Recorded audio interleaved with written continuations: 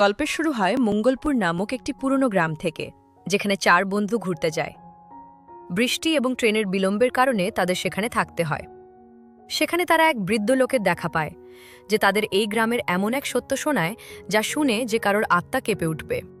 সে জানায় যে এই গ্রামে এক বিপজ্জনক প্রাণী ক্রিয়েচার বাস করে, যাকে বদুসুর বলা হয়। এটি দেখতে অনেকটা মানবাকৃতি বাদুরের মতো। এর কাহিনী অত্যন্ত বেদনাদায়ক এবং পুরনো। সে বলে যে এক অসুর কন্যা এবং দেবতার মধ্যে প্রেম হয়েছিল, যার ফলে একটি শিশুর জন্ম হয়। দেবতা এবং অসুররা একে মেনে নিতে অস্বীকার করে এবং দেবতারা তাদের ওপর হামলা চালায়। নিজের সন্তানকে বাঁচানোর জন্য অসুর কন্যা তাকে অন্ধকারের রাজার হাতে সঁপে দেয়। সেই শিশুটি বাদুরদের মাঝে বড় হয় এবং অভিশাপের কারণে এক শক্তিশালী বদুসুরে পরিণত হয়। সে শিবের কাছ থেকে বরদান পেয়েছিল যে তার মৃত্যু হয় তার নিজের হাতে হবে অথবা তার কোনো বংশধরের হাতে হবে। এরপর গল্প লন্ডনে শিফট হয়, যেখানে আমরা অর্জুনকে দেখতে পাই। সে তার পরিবারের সাথে থাকে এবং তার এক বোনও আছে, যার নাম মীরা। অর্জুনের বোন মীরা রাহুলকে ভালোবাসে, কিন্তু রাহুলের পরিবার অত্যন্ত অন্ধবিশ্বাসী। তারা মীরার বিয়ে কোনোভাবেই মেনে নিতে প্রস্তুত ছিল না, এবং এখানেই আমরা জানতে পারি অর্জুনের ওপর অনেক ঋণ আছে। হঠাৎ তারা জানতে পারে যে ইন্ডিয়ার মঙ্গলপুরে তাদের একটি অনেক বড় এবং পুরনো মহল আছে, যা সে তার মায়ের পরিবার থেকে পেয়েছে। অর্জুনের মনে হয় যে সে যদি মীরার বিয়ে ওই মহলে দেয়, তবে তার বিয়ের জায়গার সমস্যাও সমাধান হয়ে যাবে এবং সে মহলটি পরিষ্কার করে সেখানকার পুরনো শান শকত ফিরিয়ে আনতে পারবে। এরপর অর্জুন, মীরা এবং তাদের বন্ধুরা ইন্ডিয়া আসে। মহলটি বাইরে থেকে যতটা চমৎকার দেখায়, ভেতর থেকেও ততটাই সুন্দর। অর্জুন একজন ওয়েডিং প্ল্যানার জগগুকেও হায়ার করে, কিন্তু মহলের কেয়ারটেকার তাদের সতর্ক করে দেয়, এই গ্রামে বিয়ে করা বিপদমুক্ত নয়। বদুসুর প্রতিটি নতুন কানেকে তুলে নিয়ে যায় এবং তাকে মেরে ফেলে। অর্জুন এই কথাগুলোকে পুরনো গল্প মনে করে উপেক্ষা করে, কিন্তু সে জানত না যে তার পরিবারের পুরনো ইতিহাস এবং বদুসুরের বরদান একে অপরের সাথে জড়িয়ে আছে। এরপর কেয়ারটেকার জানায় যে এই অসুর এতই শক্তিশালী ছিল যে দেবতারাও তাকে নিয়ে অতিষ্ঠ হয়ে গিয়েছিলেন, তাই তারা বিষ্ণুদেবের কাছে সাহায্যের জন্য যান। বিষ্ণুদেব বৃক্ষিণী নামক এক অপ্সরাকে শক্তি দিয়ে বদুসুরকে খতম করার জন্য পাঠান। বদুসুর বৃক্ষিণীর সৌন্দর্যে মুগ্ধ হয়ে যায়। বৃক্ষিণী শর্ত রাখে যে যতক্ষণ না সে তাকে বিয়ে করছে, সে তাকে স্পর্শ করতে পারবে না। বিয়ের সময় বদুসুর যখন বৃক্ষিণীকে মালা পরানোর চেষ্টা করে, অমনি বৃক্ষিণী তাকে খঞ্জর দিয়ে মেরে ফেলে। যেখানে বদুসুর মারা গিয়েছিল সেখানে তার একটি মন্দির তৈরি হয় এবং বৃক্ষিণী নিজেকে একটি বিশাল গাছে রূপান্তরিত করে নেয়, যাতে সে অসুরের বিদেহী আত্মাকে আটকে রাখতে পারে।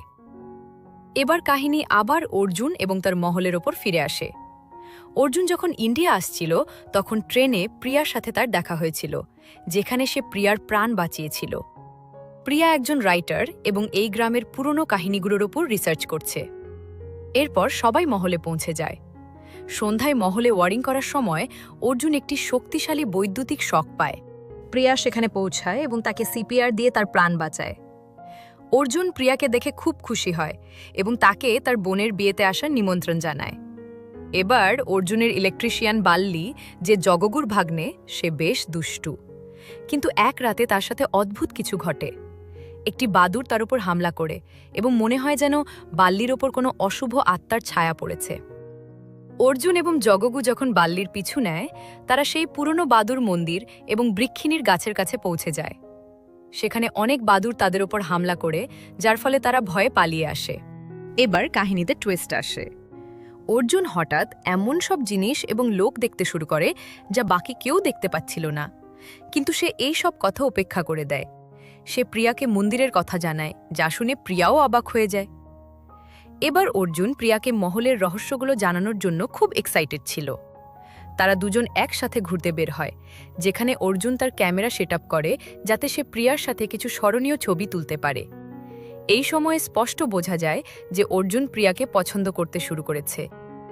যখন তারা দুজনে বৃক্ষিণীর পুরনো গাছের কাছে পৌঁছায়, হঠাৎ পরিবেশ বদলে যায়। অদ্ভুত সব শব্দ আসতে শুরু করে এবং শত শত বাদুর গাছ থেকে বেরিয়ে আসে। এবার প্রিয়া অর্জুনকে সতর্ক করে দেয় যে বদুসুর সবসময় অন্ধকারে হামলা করে, তাই তাদের তখনই সেখান থেকে বেরিয়ে যেতে হবে। এরপর গীতাপুরের গুরুজির রহস্য ফাঁস হয়। অর্জুনের বাবা বাসুদেব যখন মঙ্গলপুর আসেন তখন তিনি অর্জুনের ওপর খুব রেগে যান। অর্জুন গীতাপুরের গুরুজির কাছে যায়, যিনি তাকে সিলসিলাবদ্ধভাবে সত্য জানান। বদুসুর এখনও পুরোপুরি মুক্ত হয়নি। বদুসুর তখনই পুরোপুরি মুক্ত হবে এবং শক্তিশালী হতে পারবে যখন ১২ জন কনের বলি দেওয়া হবে। ১১ জন কনে আগেই মারা গেছে এবং এবার পরবর্তী লক্ষ্য আর কেউ নয়, অর্জুনের বোন মীরা। এবার গুরুজি জানান যে বিয়ে রাতের বদলে দুপুর ১২টায় করাতে হবে, যাতে সন্ধ্যা হওয়ার আগেই সবাই গঙ্গা নদী পার হতে পারে, কারণ বদুসুর পবিত্র গঙ্গা নদী পার হতে পারে না। এরপর একটি পুরনো রহস্য সামনে আসে। অর্জুনের তার দাদামশাই দুষ্মন্তের একটি পুরনো ঘরের চাবি দরকার ছিল। সে অন্য একটি বাড়িতে যায় যেখানে এক ব্যক্তির সাথে তার লড়াই হয়। ঠিক তখনই একটি গুলি চলে এবং অর্জুনের বাবাও সেখানে পৌঁছে যান। সবাই অবাক হয়ে যায় যখন তারা জানতে পারে যে দুষ্মন্ত অর্জুনের দাদামশাই এবং তিনি এখনও জীবিত। দুষ্মন্ত খুব রাগান্বিত এবং তিনি অর্জুন ও বাসুদেবকে সেখান থেকে চলে যেতে বলেন। এখান থেকে সবচেয়ে বড় মোড় আসে এবং অর্জুনের সত্য সামনে আসে। অর্জুনের বাবা বাসুদেব তাকে এমন এক কথা বলেন যা তার পৃথিবী কাঁপিয়ে দেয়। অর্জুন বাসুদেবের নিজের ছেলে নয়। বাসুদেব জানান যে দুষ্মন্ত এক শান্ত পরিবারের লোক ছিলেন এবং তিনি বহু বছর ধরে বদুসুরকে আটকানোর জন্য পূজাপাঠ এবং বেদের সাহায্য নিচ্ছিলেন।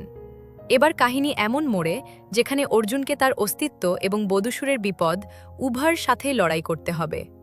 অর্জুন কি এবার বলি আটকাতে পারবে? আপনাদের কি মনে হয় দুষ্মন্ত কেন রেগে আছেন? তিনি কি অর্জুনকে সাহায্য করবেন? অবশ্যই কমেন্ট করে জানাবেন। যাই হোক, এরপর ফ্ল্যাশব্যাকে দেখানো হয় যে দুষ্মন্তের ছেলে মাধব ছিল দুষ্মন্তের নিজের ছেলে। তারা দুজনে তাদের মহলে বেদ পুরাণ নিয়ে পড়াশোনা করত যাতে বদুসুরকে বন্দি করা যায়। সেখানে যশোদা আসে, যে বাচ্চাদের নাচ শেখাত। বাসুদেব এবং মাধব উভয়েই যশোদাকে পছন্দ করতে শুরু করেন। এবার একদিন মাধবের দ্বারা পূজার সময় শ্লোক পড়তে ভুল হয়ে যায়, যার ফলে সে খুব দুঃখে ছিল। সেই দুর্বলতার সুযোগ নিয়ে বদুসুর মাধবকে নিজের কবজায় করে নেয়। এরপর অর্জুনের আসল সত্য জানা যায়। বাসুদেব অর্জুনকে বলেন তার আসল বাবাকে। অর্জুন আসলে মাধবের ছেলে এবং দুষ্মন্তের নাতি। যখন বদুসুর মাধবকে পুরোপুরি গ্রাস করে নিল এবং মহলে বিপদ বেড়ে গেল, তখন বাসুদেব এবং যশোদা অর্জুনকে নিয়ে লন্ডনে পালিয়ে যান, যাতে সে অসুরের নজর থেকে বেঁচে থাকে। এখানে গুরুজি আরও একটি বড় রহস্য ফাঁস করেন এবং জানান যে দুষ্মন্তই খুনি। গ্রামের যে ১১ জন কনে মারা গেছে তাদের পেছনে কোনো ভূত নেই, বরং খোদ দুষ্মন্ত ছিলেন। দুষ্মন্তের মনে হয়েছিল যে সে যদি ১২ জন কনের বলি দিয়ে দেয় তবে বদুসুর চিরতরের জন্য তার ছেলেকে ছেড়ে দেবে। তাই সে নিজের নাতনি মীরার বলি দেওয়ার জন্য প্রস্তুত হয়ে যায়। এবার মীরার বিয়ের সময় অনেক হাঙ্গামা হয়। মীরার শ্বশুরবাড়ির লোকজন রাত ৮:৩০ বিয়ে করতে চেয়েছিল। অর্জুন এবং বাসুদেব অনেক চেষ্টা করেছিলেন বিয়ে দুপুরে করানোর জন্য, যাতে তারা দিনের আলোয় গঙ্গা পার হতে পারে। কিন্তু মীরা জেদ ধরে বসে যে যদি রাহুলের সাথে বিয়ে না হয় তবে সে কাউকে বিয়ে করবে না, এবং এখানে বাধ্য হয়ে অর্জুন বিয়ের জন্য রাজি হয়ে যায়। কিন্তু সে মনে মনে ঠিক করে নেয় যে কোনোভাবেই নিজের বোনের ওপর আঁচ আসতে দেবে না। এরপর ফাংশন খুব ধুমধাম করে শুরু হয়। যেমনই বিয়ের আচার সম্পন্ন হয়, সেখানে হঠাৎ বদুসুর চলে আসে। অর্জুন সঙ্গে সঙ্গে মীরাকে একটি সুরক্ষিত ঘরে নিয়ে যায় এবং তাকে একটি টিউবলাইট ধরিয়ে দিয়ে বলে যে সে যেন এর আলো থেকে দূরে না যায়, যাই হয়ে যাক না কেন। এবার মহলের সব লাইট বন্ধ হয়ে যায় এবং বদুসুর অন্ধকারের সুযোগ নিয়ে মীরাকে তুলে নিয়ে যায়। এবার অর্জুন মীরাকে খুঁজতে খুঁজতে সেই মৃত আত্মাগুলোর পিছু নেয় যারা তাকে রাস্তা দেখাচ্ছিল। এই আত্মাগুলোর মধ্যে প্রিয়াকেও দেখা যায়। অর্জুন পরে যখন প্রিয়ার সাথে দেখা করে, সে জানতে পারে যে প্রিয়ার সাথে সে সময় কাটাচ্ছিল সে আসলে প্রিয়ার যমজ বোন ছিল, যার মৃত্যু আগেই হয়ে গিয়েছিল। এবার অর্জুন পুরোপুরি অনুভব করতে পারে যে সে মৃত মানুষদের দেখতে ও অনুভব করতে পারে। এরপর বদুসুরের অন্ত করা হয়। অর্জুন মন্দিরে পৌঁছায় যেখানে তার দাদামশাই দুষ্মন্ত মীরার বলি চড়াতে যাচ্ছিলেন। সেখানে মাধব অর্জুনের আসল বাবাও থাকে, যার শরীরে বদুসুরের কবজা ছিল। অর্জুন এবং বদুসুরের মধ্যে প্রচণ্ড লড়াই হয়। এখানে বদুসুর অর্জুনের ওপর ভারী পড়ছিল। অন্যদিকে বাসুদেব এবং গুরুজি সেই লকড রুমে মন্ত্রের রেকর্ডিং মেশিন অন করে দেন। মন্ত্রের শক্তিতে বদুসুর দুর্বল হতে শুরু করে। এবার অর্জুন বৃক্ষিণীর পবিত্র গাছের একটি ডাল ভেঙে বদুসুরকে মেরে ফেলে। এভাবে সেই অসুরের চিরতরের জন্য অন্ত হয়ে যায়। দুষ্মন্তও এই লড়াইয়ে মারা যান। এবার কাহিনীর শেষে অর্জুনের নতুন রূপ সামনে আসে। কাহিনী আবার সেই 4 ছেলের কাছে ফিরে আসে যারা শুরুতে গ্রাম ঘুরতে এসেছিল। তারা সেই বৃদ্ধ লোকটিকে জিজ্ঞাসা করে যে অর্জুন কি ফিরে গেছে।